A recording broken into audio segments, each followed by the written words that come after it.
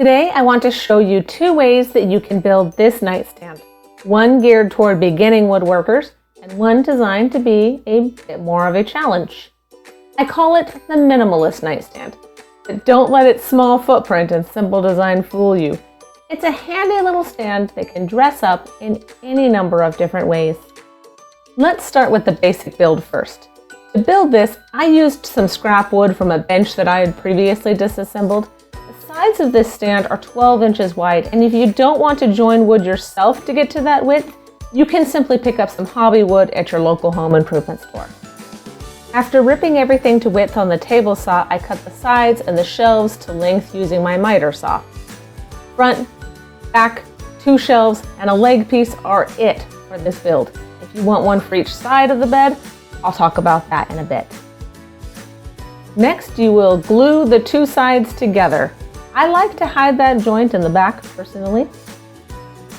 Clamp that up for a bit while you prepare the shelves. Pocket hole the two sides of each shelf that will attach to the sides you just assembled.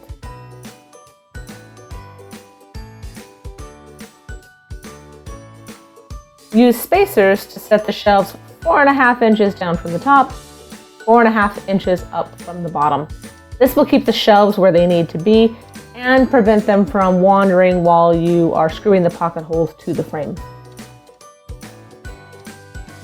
That is it for the main structure of the piece. Give it a good sanding and then cut the front leg. I used some scrap MDF since I was planning to paint it anyway.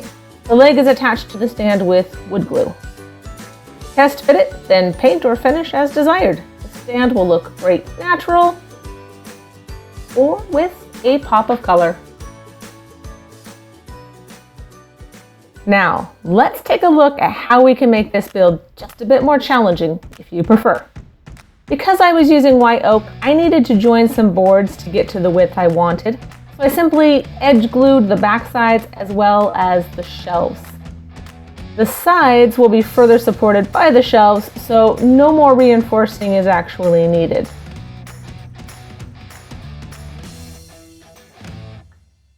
For this build, the side boards, not the back, but the sides, are left at 5.5 inches wide with a 1-inch gap between the two boards.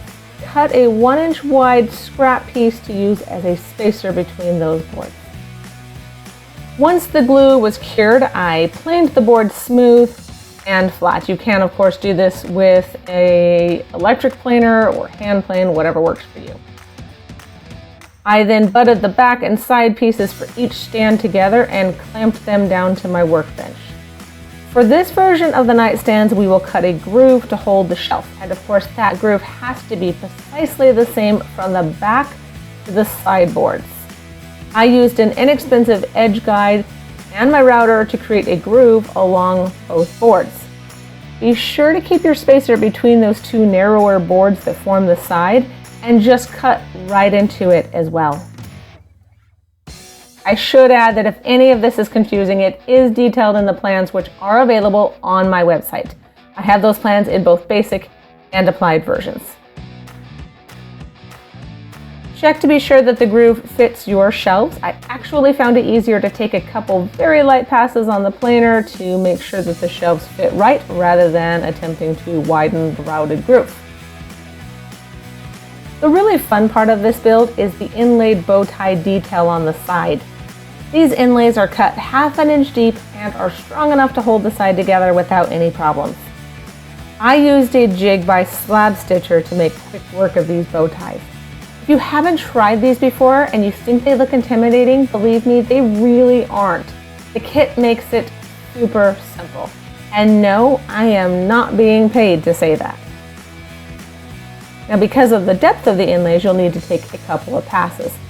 I also needed to go back and take just a tiny bit of material out of those tight corner bits. And then they fit like a dream.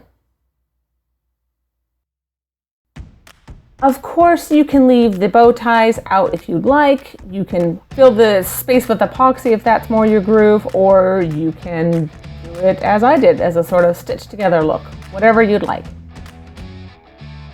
After the inlays are cut, run both the back and the side pieces through the table saw again to cut a long mitered edge. Now you'll want to watch carefully to make sure you are cutting the correct edges.